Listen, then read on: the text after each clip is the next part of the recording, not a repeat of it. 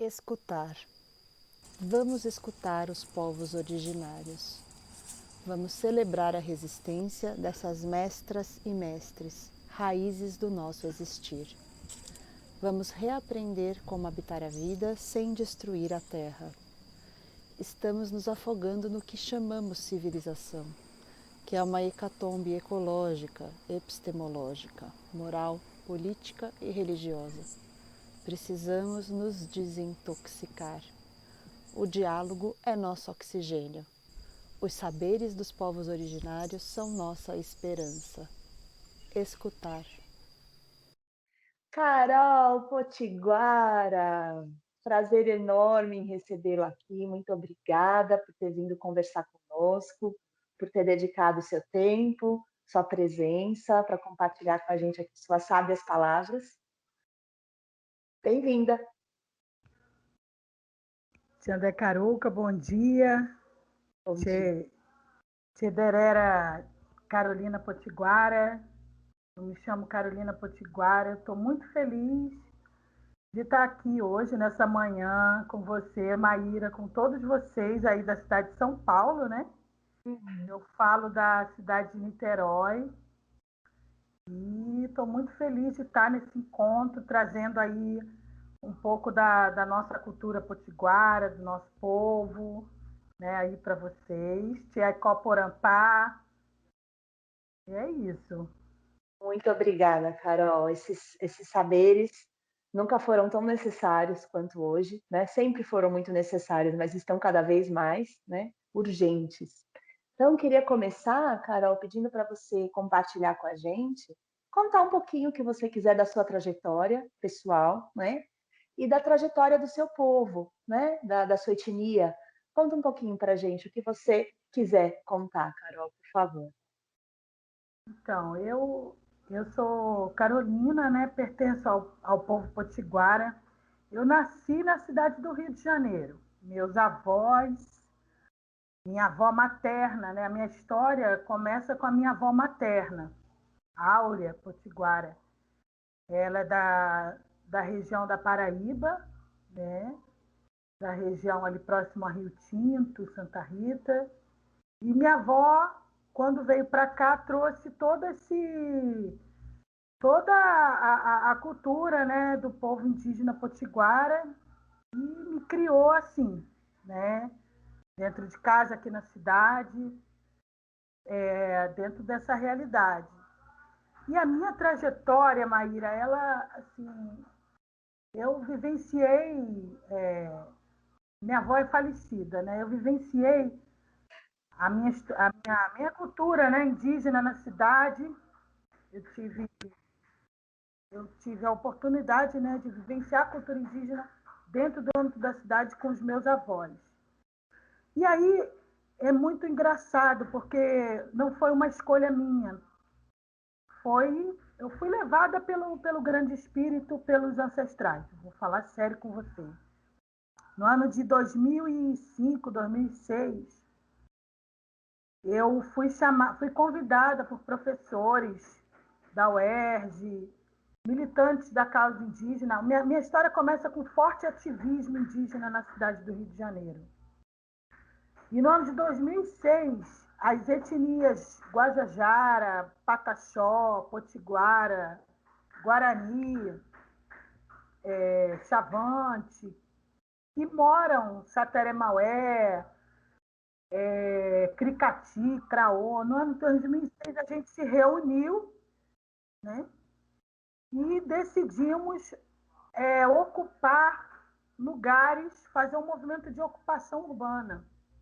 E ocupamos a aldeia Maracanã, né, a aldeia de Camboinhas, em Niterói. Iniciamos um movimento muito grande, junto com universitários, estudantes universitários, professores. E a gente inicia, e eu fui convidada. E eu estava ali trabalhando com a cultura indígena, né? E tive contato com esse grupo, com a Purinã, né? O povo Apurinã. E fomos nós, colocamos o nosso cocar, pintamos o nosso rosto, fizemos uma roda de toré na UERJ, E entramos para dentro do antigo prédio do Museu do Índio, Aldeia Maracanã. Sem planejamento, sem escolha, fomos nós. Ali eu iniciei amizade, relações que duram até hoje, né, de parentesco. E, nossa, e ali iniciamos um movimento intenso dentro daquele antigo casarão, né? Projetos culturais, projeto de contação de história, um povo, testemunhei povos se reacenderem, né? Como é o caso do povo Puri, que estava ali se autoafirmando, se descobrindo, se redescobrindo a sua cultura. Hoje é um grupo fortíssimo, né? O povo Puri está em São Paulo, está em outras capitais. Demos um acolhimento ao povo Pataxó, a jovens Pataxó que não tinham onde trabalhar com seu artesanato, divulgar a cultura. Ali foi o espaço deles. E eu fiz um papel de mediadora, né, entre instituições do Estado e uma ocupação indígena. E a gente iniciou uma série de projetos e deu certo, graças a Deus, deu certo. E ali a gente entendia, né, o grupo, o coletivo, entendíamos que estávamos sendo movidos por uma ancestralidade da região daqui da cidade do Rio de Janeiro. Olha só, veja só. E essa história também de ancestralidade, a partir disso, a gente redescobriu, né, revitalizou a história indígena da cidade do Rio de Janeiro. Isso desencadeou um filme, vários outros filmes, documentário, monografia, tese de mestrado, tese de doutorado, que foi a revitalização da cidade a partir dos territórios indígenas. Então, lugares, bairros hoje cariocas que têm uma história indígena. Então, a gente foi descobrindo, né? E fomos ali fazendo um registro escrito dessa história. Isso é que é interessante. E muita gente se debruçou junto com a gente. Pessoas que trabalham com filme, com documentário, cinema, né? Hoje está disponível nas plataformas de filme, Vimeo, o YouTube. Gravamos muita coisa. Zarri, Afonso Apurinã, Carlos Tucano, José Urtal, Graça Cricati. Então, ali a gente foi revitalizando a história a partir da visão indígena, né? E a gente sabe que a nossa história, ela não foi, é muito contada pela visão do europeu. Então, a gente ali queria protagonizar uma história, né? E junto desse movimento, no ano de 2008, traz à tona o quê? A Lei 11.645 de 2008, que obriga as escolas e as instituições de ensino a inserir os conteúdos da história indígena, né? E a gente estava ali no movimento de base, né? No movimento de base, protagonizando uma história. E, junto disso, isso tudo sendo registrado, isso tudo tendo um registro escrito desse processo, né?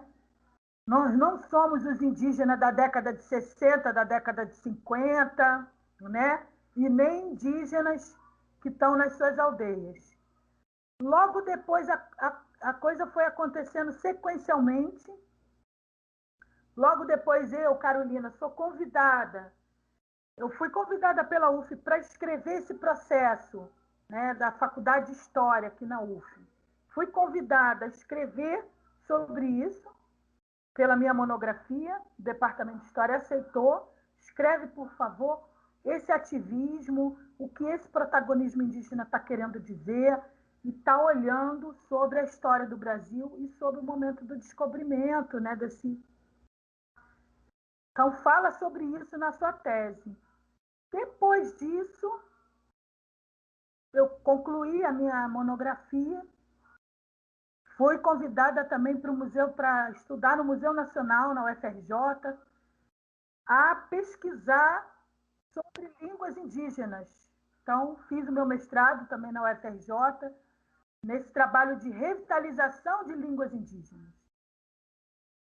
E povos, né, estavam vivendo um processo de perda linguística muito grande, principalmente o meu povo potiguara.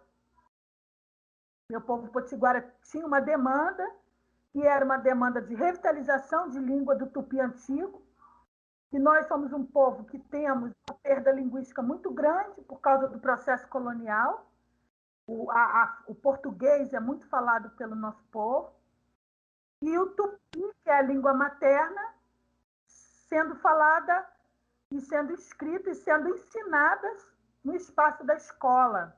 Então, a escola cumprindo um papel fundamental, e a gente vai, então, pesquisar sobre essa escola indígena. Que escola é essa? Como ela é formada? Quem são os atores?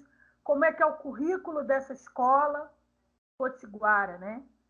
E aí, eu ali escrevendo, dissertando sobre isso, no meu mestrado, também um ativismo muito grande.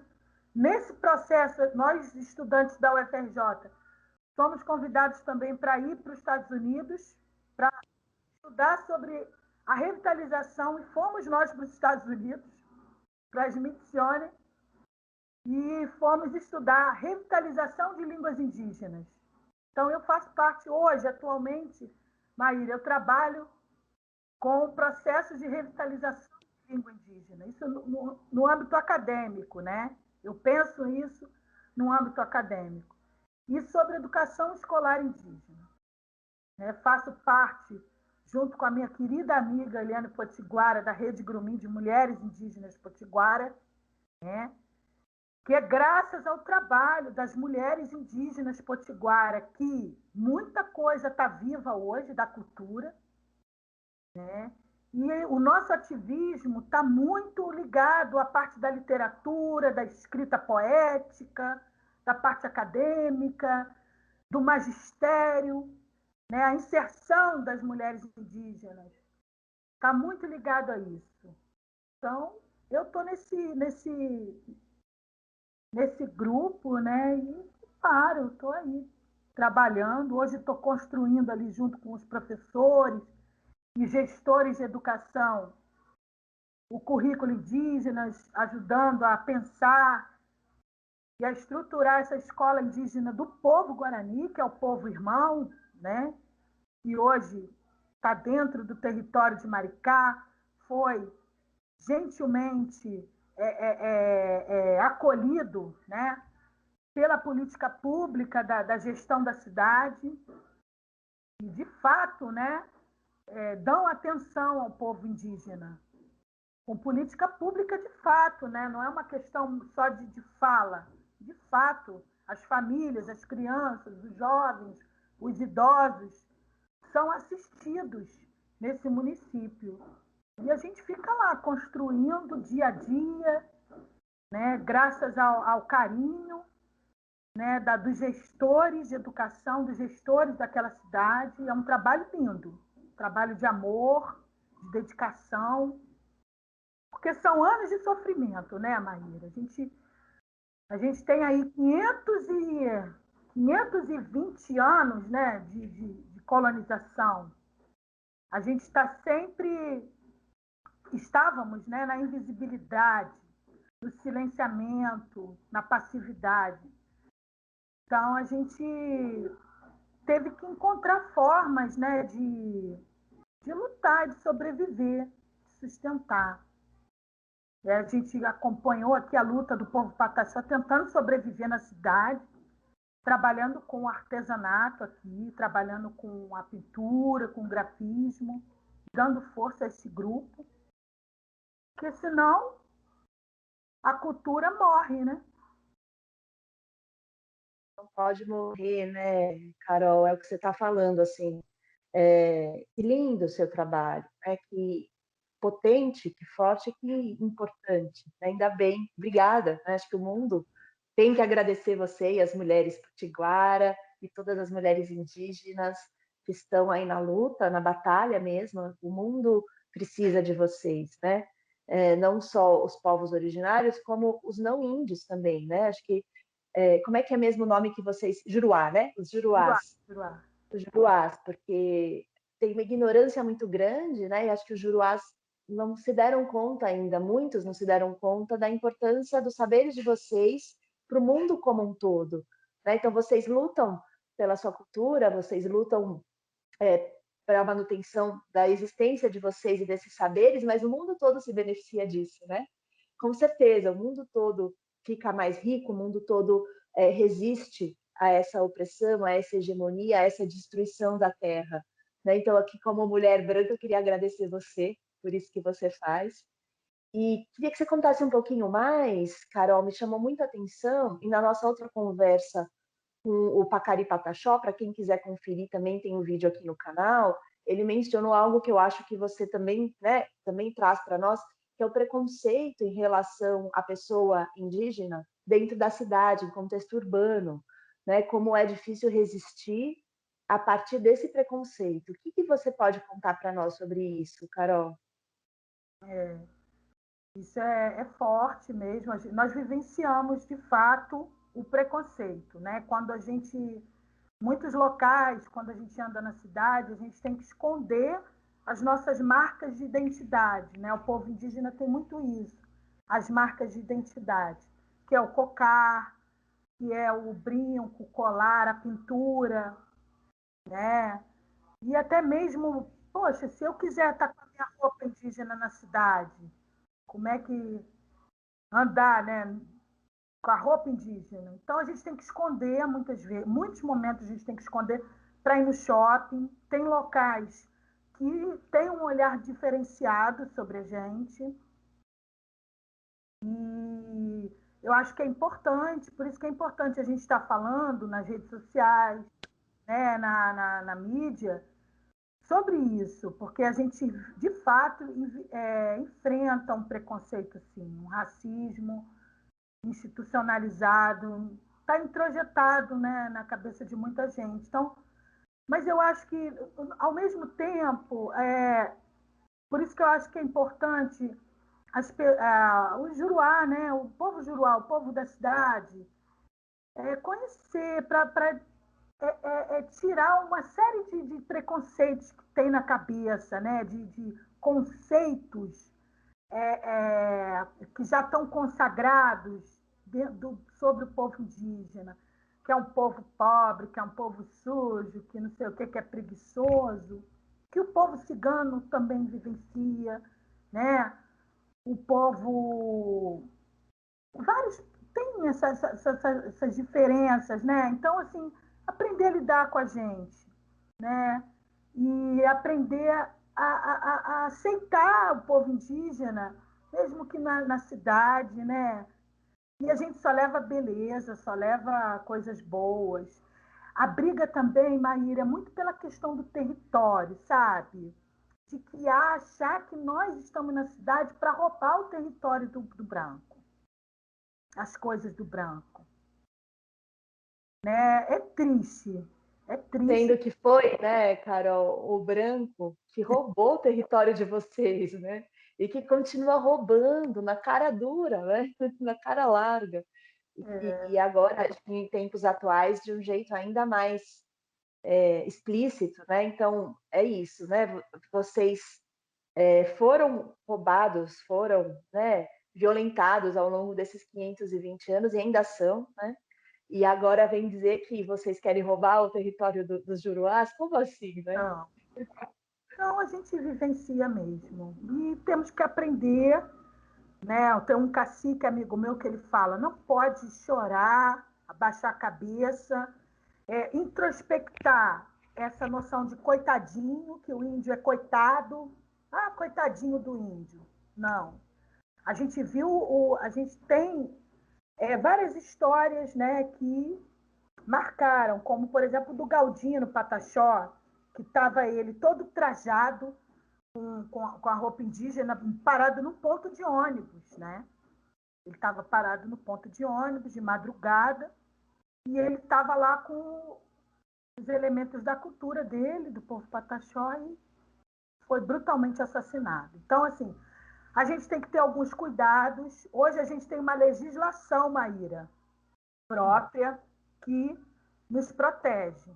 Nós temos uma legislação própria, por isso que a gente reivindica essa questão de uma educação diferenciada, um direito diferenciado, né?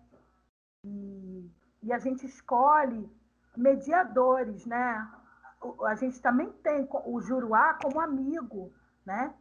O Juruá também é nosso amigo, é nosso mediador de diálogo desses dois mundos, porque, de fato, eu estava explicando isso para minha filha, são dois mundos, dois mundos.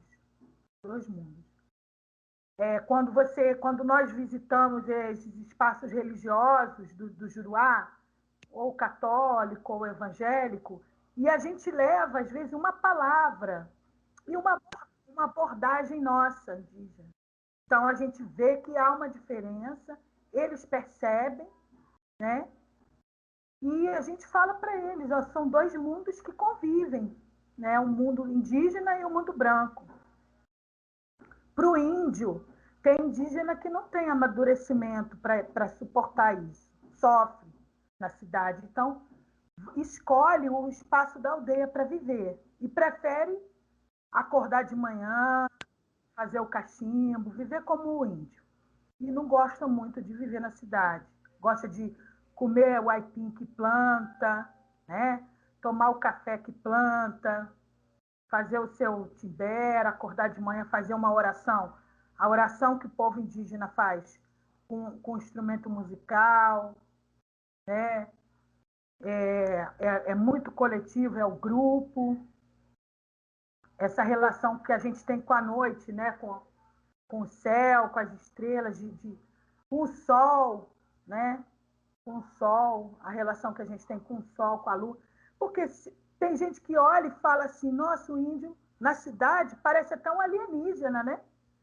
Ele ali olhando as estrelas e rezando.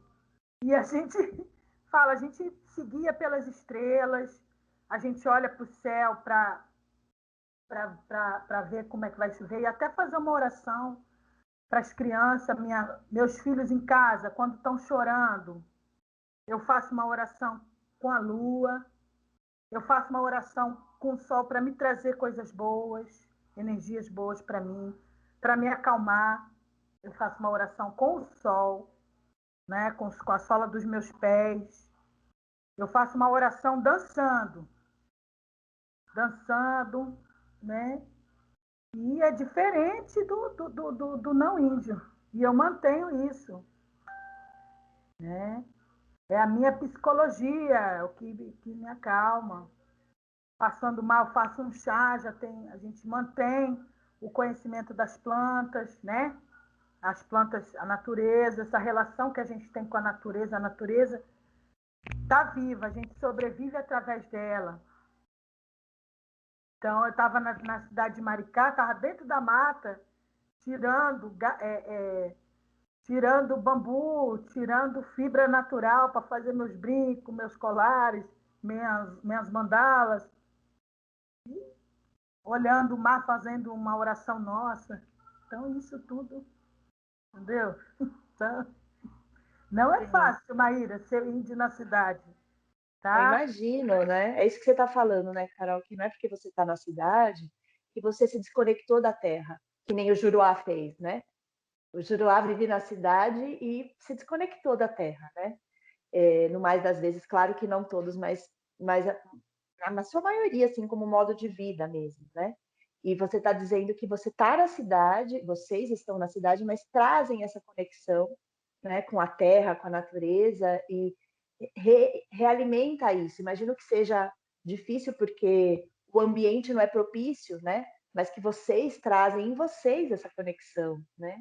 E que não tem nada de alienígena, pelo contrário, né? Mas que as pessoas devem olhar muitas vezes com estranhamento. Mas olha que bonito, né? Você traz o sol para dentro da sua casa, da sua dança, né? Você traz as ervas para dentro do seu corpo, independentemente de onde você esteja, né?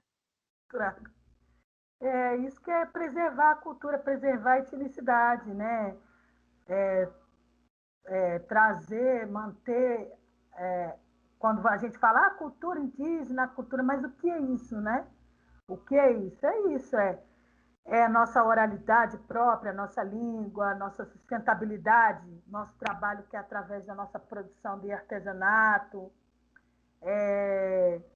nas nossas orações, nossas preces, a gente manter essa conexão com a natureza para não ficarmos doentes, não recebermos essa doença da cidade, olhar a realidade da cidade e filtrar a partir da nossa visão, da nossa cosmogonia. Nós temos uma cosmogonia própria, né? E assim, quando eu falo nós, até esse nós indígenas, há uma diversidade nesse nós. Nós somos 305 povos, 180 línguas no Brasil, só no Brasil. Fora, Paraguai, Argentina, Chile, Venezuela, Estados Unidos, que também tem The First Nation. Então, é uma diversidade de povos e diferentes formas, né, de lidar com a sua realidade e com o mundo. E de que forma nós, Potiguara, lidamos com isso, que o Guarani lida, que o Tupinambá lida, que o Pataxó lida, que o Funiô lida. Então, são diversas leituras, né? Tem Carol, sabe uma coisa que traços em comum. traços em comuns, uma coisa que me impressiona muito, que agora parece que tem um movimento mesmo disso vir à tona, né? Essa multiplicidade, essa diversidade. Como brasileira, né? Imagino que muitos brasileiros e brasileiras que estejam aqui nos ouvindo também, talvez tenham experienciado isso. Como o nosso país é múltiplo, né? E como esse tal de brasileiro e brasileira acabou virando algo muito distante disso, né? Assim, o que é ser brasileiro? Até pouco tempo atrás, a maior parte dos brasileiros e brasileiras ignorava essa multiplicidade, colocava no lugar do índio, né? O índio, essa coisa meio estereotipada, ao índio como se fosse uma coisa do passado, né? Ah, os índios estavam aqui antes da descoberta, né? Que na verdade foi uma invasão. E aí agora, assim, nossa, que multiplicidade bonita, né? A gente precisa conhecer isso, a gente tem obrigação de conhecer, né? Nós somos estrangeiros dentro do próprio país, no sentido de que a gente não conhece as fronteiras, esses tantos mundos, porque não são só dois mundos, né? São muitos mundos aqui dentro, pelo que você está contando, né, Carol? São muitos mundos, Maíra. Eu acho que o povo brasileiro tem que conhecer, né, essa diversidade, sair desse lugar comum e dessa história, às vezes até uma história que ali está cheia, essa história que é contada, né, a história oficial. Olha quanta coisa tem nela que não é do povo brasileiro mesmo, da formação. Nós temos o negro, o índio e o juruá. O branco, a história do branco também tem uma diversidade muito grande dentro da história do branco que veio para cá, de línguas também. Do africano também está sendo redescoberto agora, né? Esses africanos que vieram para o Brasil. Quem são? Quantas línguas falam? De que territórios são? Também é uma multiplicidade. E do brasileiro, do indígena, também tem uma riqueza, uma multiplicidade em diversos povos. Ou seja, no Brasil, né, que é o nosso caso aqui agora, tem uma diversidade de povos e de línguas. É um país plurilingüe. Nossa, eu estou falando isso, são dados, né? Você vai para São Gabriel da Cachoeira, ali na Bacia Amazônica, a região da Bacia Amazônica, você vê a quantidade de povos. Tem pessoas lá que falam 3 línguas: o espanhol, o português e a língua indígena materna, né? Então, só a língua já revela uma diversidade, essa multiplicidade. E o que eu acho interessante também é uma convivência. A gente tem até uma certa convivência pacífica. Lógico que tem fronteiras, né? E essas fronteiras são marcadas e isso se revela com preconceitos, com essa questão da territorialidade, a briga, a luta dos povos indígenas hoje, o foco é a territorialidade. A briga hoje é essa. Quando a gente assiste os nossos irmãos que estão lá, as lideranças, brigando por uma legislação, por uma constituição, indo até as autoridades para defender a legislação, para defender o território que está ameaçado. Isso aí é um fato. Então, é importantíssimo que a sociedade, de um modo geral, conheça e tenha contato com o índio, não o índio folclorizado, né? Tenha contato com o índio urbano, sim, ouça o índio urbano, porque também tem muito preconceito com o índio que vive na cidade, que está em contexto urbano, né? Ele vive na cidade, ou por uma questão porque casou, porque trabalha, porque estuda, né? Há preconceito, há vários tipos de preconceito. Existe até um preconceito que o índio tá no trabalho formal. Eu tenho amigos que são advogados, que estão no escritório de advocacia, que estão à frente de salas de aula, são indígenas e tem que esconder a marca da identidade para poder estar ali naquela... Então, quando a pessoa relaxa e se aceita, né? Aceita... o português falado pelos índios é diferente, né? Cheio de sotaque, cheio de regionalismo. A gente coloca os nossos elementos da cultura na nossa língua, mesmo falando português. Eu sou a favor da convivência, da harmonia, da troca de saberes, da paz, né?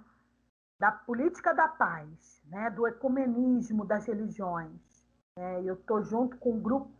Aqui na cidade do Rio de Janeiro tem um trabalho maravilhoso de um grupo a nível de Estado, né? Que reúne diversas religiões, diversas matrizes. E eu sou a favor da política da paz. Eu sou a favor da política da paz. Carol, para ter paz, precisa ter respeito, né? De todos os lados. Né? Acho que isso a gente precisa ainda conquistar. Né? E eu queria aproveitar e te pedir, Carol, se você puder compartilhar com a gente um pouquinho da cultura potiguara, para quem está aqui nos assistindo, né? Dentro dessa multiplicidade, que a gente possa conhecer um pouquinho do que você quiser compartilhar. Eu fiquei pensando assim, talvez 2 eixos, se você ficar à vontade de falar, o que é saúde para vocês, né? E a questão da educação, que eu sei que é uma né, região que você atua fortemente. Então, se você quiser contar um pouco para a gente, ou qualquer outra coisa que te ocorra contar, que você quiser compartilhar aqui com a gente da cultura potiguara, vai ser uma honra te ouvir. Então, a saúde a gente saúde para a gente, isso é bom. A gente está livre no na nossa terra. O povo potiguara até hoje tem uma relação com pegar peixe no rio e entrar na floresta para pegar o seu alimento ou material da produção do artesanato. Então, isso já cria um bem-estar para nós muito grande. A pesca, acordar, ir pegar o peixe, plantar, comer a fruta do pé. E é próprio nosso, é espontâneo da nossa cultura. A gente não precisa de livro, de manual, de pessoa para ficar falando. É do próprio povo isso, é espontâneo do povo, né? Produzir o próprio alimento, comer o próprio alimento. Eu até hoje, eu como o meu biju, eu faço o meu biju, a minha carne seca. E a saúde está isso, nessa nossa conexão com o Tupã, né? E a nossa saúde está a natureza presente, né? A relação da natureza, o pé no chão, uma coisa que traz muita saúde para a gente, que hoje no coronavírus a gente está vivenciando um processo de apartheid muito grande, de distanciamento, de isolamento. Isso traz, né, um mal-estar. E o que a gente adora é o nosso toré, a nossa festa, estarmos comendo a nossa carne junto, o nosso peixe, dançando toré, cantando e dançando a noite toda, produzindo artesanato, trocando ali com o branco nas feiras. Aqui na cidade do Rio de Janeiro, até a própria cidade do Rio de Janeiro está sentindo falta da feira de artesanato que acontecia no Parque Lage. Nós, inclusive, fizemos uma oca. Estar numa casa indígena também é uma coisa que traz muita saúde para a gente. A nossa própria forma de casa que a gente tem, né, que é feita de sapé, de supapo, chão de terra batida. A luz que entra na casa é outra, a respiração dentro da casa é outra, a relação com o outro dentro da casa é outra. Então, a casa do branco e a casa do índio também interferem nisso. E o que eu tenho, que é pouco, que tem parentes meus e tem pessoas da aldeia que têm mais, que são o conhecimento das plantas para curar doenças. Coisas simples do dia a dia, como uma dor de cabeça, insônia, dor de garganta, cólica, né? Dor de barriga, mal-estar, estresse. Então, a gente tem até as nossas plantas de poder. Então, também estar em contato com as nossas plantas é muito bom. E afinada, né, alinhada com a cultura, traz muita saúde. Traz muita saúde. É uma saúde que precisa estar integrado, né, Carol? Não pode estar apartado, né?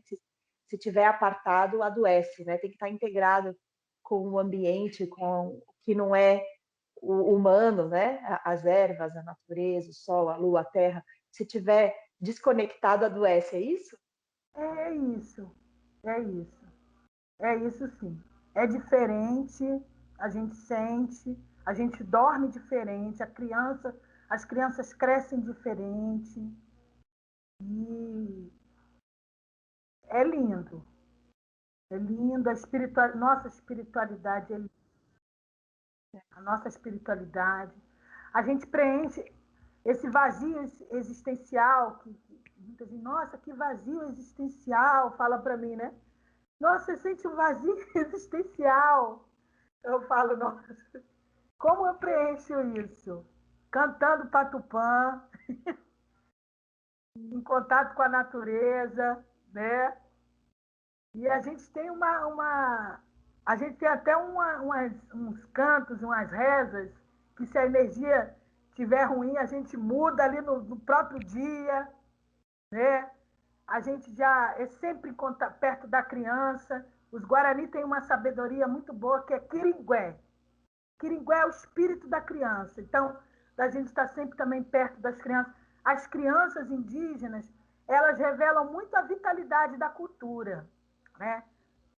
Quando a cultura indígena está viva, tá latente, está pulsante, as crianças, é refletido nas crianças, entendeu? No sono das crianças, na aprendizagem das crianças. E nós, mulheres, e até os homens também, na produção do artesanato, nós mulheres que produzimos artesanato, temos essa prática, se alguma coisa afeta a nossa mente, isso se reflete na nossa produção de artesanato. A gente fica ali, já não produz direito. Até o outro parente fala: nossa, que bonito seu artesanato, está produzindo bonitas peças, né? Está buscando materiais novos. É porque está vivo, tá com saúde a cultura. Então, tem muita coisa bonita, Mayra. Muita coisa. E a gente tem a beleza, né? Essa beleza aí do nosso grafismo, as nossas tintas naturais. É muita coisa legal. Não tem como abandonar né? É isso. Quando tem vazio existencial, a gente preenche com a cultura do nosso povo, da nossa terra. Com certeza, que forma maravilhosa de preencher esse vazio, né? E para quem quiser conhecer mais, Carol, eu vou deixar na descrição aqui do vídeo os vídeos que você tem produzido, né? Que são vídeos muito bonitos. Eu vou deixar aqui para quem quiser conhecer, vídeos de luta, vídeos de cultura, né? Vídeos que você compartilha esses saberes, essas belezuras todas. Então, eu vou deixar aqui na descrição todos os links para quem quiser conhecer mais o seu trabalho. E para a gente ir caminhando aqui para o final da nossa conversa, Carol, eu queria perguntar para você se você pudesse deixar uma mensagem, escolher uma mensagem de tantas que poderiam ser compartilhadas, né? De ideias para adiar o fim do mundo, o Ah, que você falaria para a gente? então, realmente é isso. Eu concordo com o Ailton Krenak, sim, que eu concordo, sim. Eu acho que ele tem razão, né? É uma crença, é aquilo que o povo acredita, né? E nós indígenas temos é como se fosse uma disciplina, né? Um estudo, que é a arte de contar histórias, contação de histórias. A contação de histórias está dentro da cultura dos povos indígenas, né? Dos mais velhos estarem contando história com o cachimbo à noite, perto da fogueira. Isso é muito presente na cultura indígena. E a gente olha a realidade, né? E interpreta ela de uma forma, relaciona isso com os elementos da natureza, com os animais, com o som que vem da mata, com a beleza da floresta, e a gente traz isso e cria histórias. Isso a gente coloca na nossa mente, se faz acreditar, faz ter fé. Eu acho que o Ailton está querendo dizer isso. Acreditar em palavras que o grande pajé dessa terra, e há seres encantados, e há mistérios, a gente tem alguns mistérios e algumas crenças, lugares sagrados que preservam a, a, a verdadeira, a verdade do mundo, né? Quando a gente fala no coco que guarda a noite, que é o povo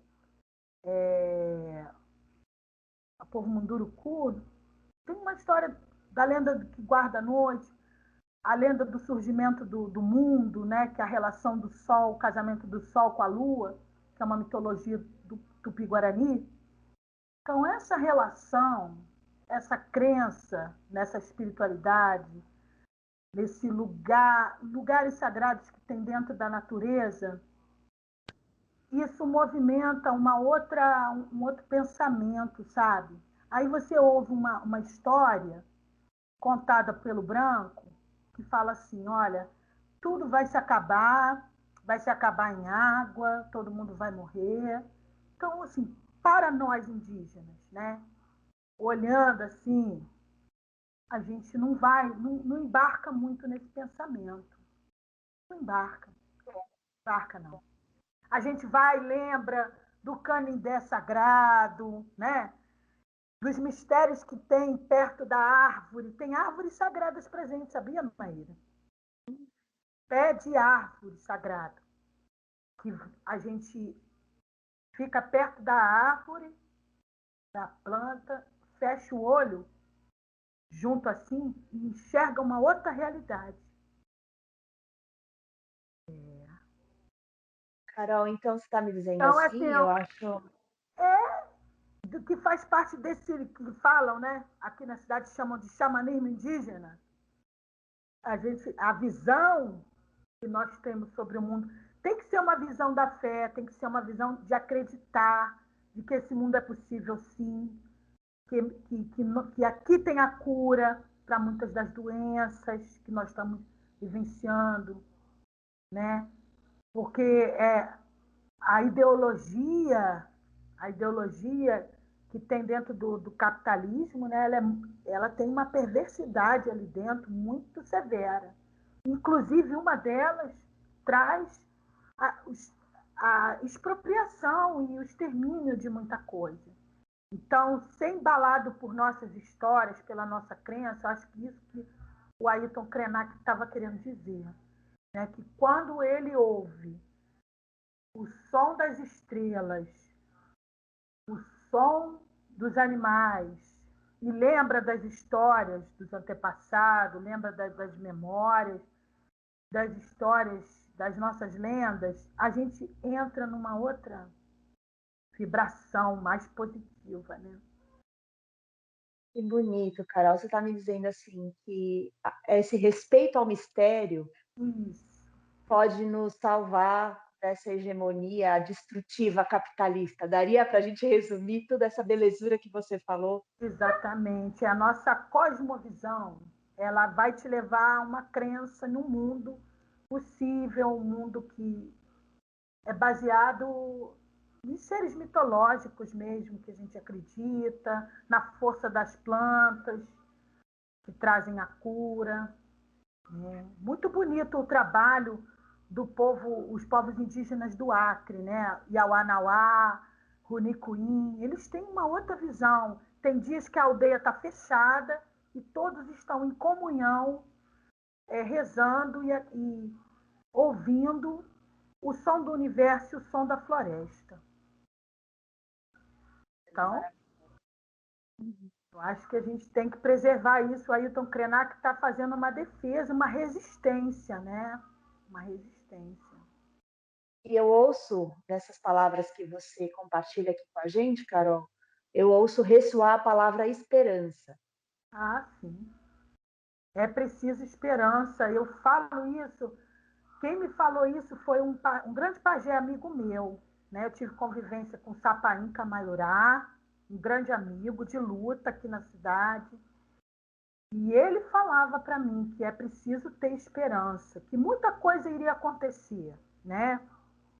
Muita doença, que o branco ia trazer muita doença, e que a gente ia ter que ter esperança, sim, que ia ser.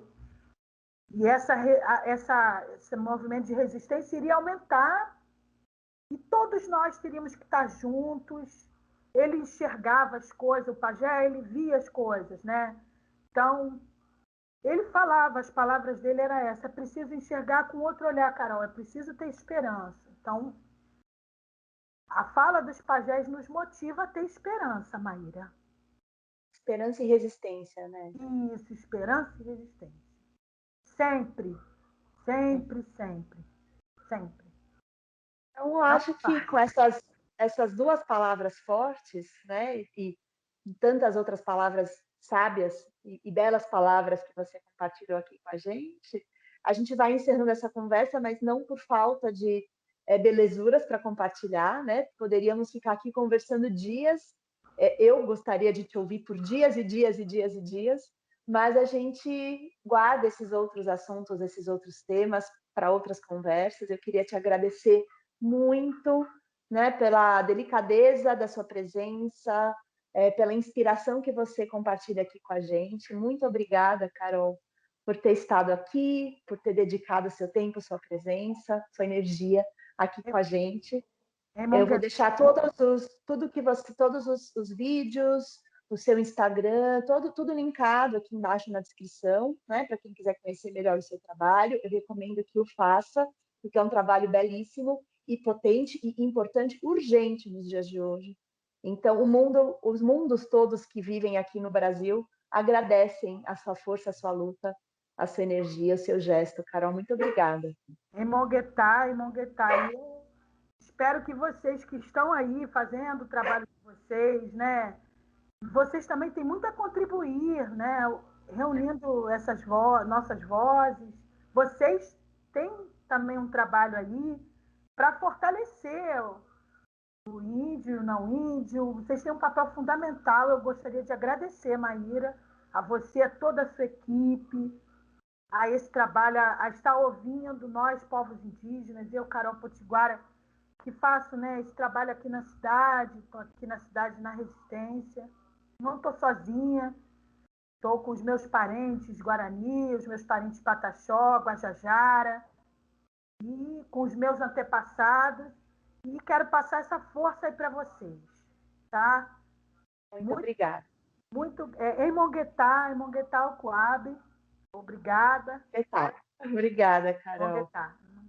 Tenha um lindo dia, uma linda semana e que você continue com essa força e essa beleza que você carrega. Muito obrigada. Quer que cante uma canção? Sou potiguara nessa terra de Tupã.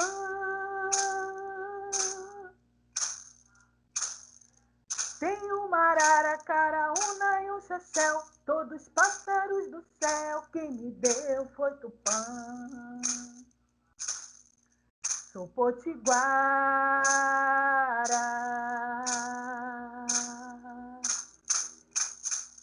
Nós tava no meio da mata, nós tava no Canindé. Casinha cheia de folha, nós tava no Canindé. Nós tava no meio da mata, nós tava no Canindé. Casinha cheia de folha, nós tava no Canindé. Nós tava no meio da mata, nós tava no Canindé. Casinha cheia de folha, nós tava no Canindé. Em Monguetá, Tupã. Em Monguetá. Em Monguetá, em Monguetá. Em Monguetá. Que linda, Carol. Muito obrigada. Nossa, estou até emocionada aqui. Uma homenagem que eu fiz a um grande cacique que vivia aqui na cidade do Rio de Janeiro, a Imberê. Uma música para as crianças, ó. A Imberezinho. A Imberê, a Imberê, a Imberê, a Imberezinho. A Imberê, a Imberê, a Imberê, a Imberezinho. A sua aldeia, Uruçumirim. A sua aldeia, Uruçumirim. A Imberê, a Imberê, Imberê, a Imberezinho. A Imberê, a Imberê, a Imberê, a Imberezinho. A sua aldeia, Uruçumirim. A sua aldeia, Uruçumirim. Obrigada, Maíra. Obrigada, Carol. Obrigada, Maíra. Amor, muito obrigada.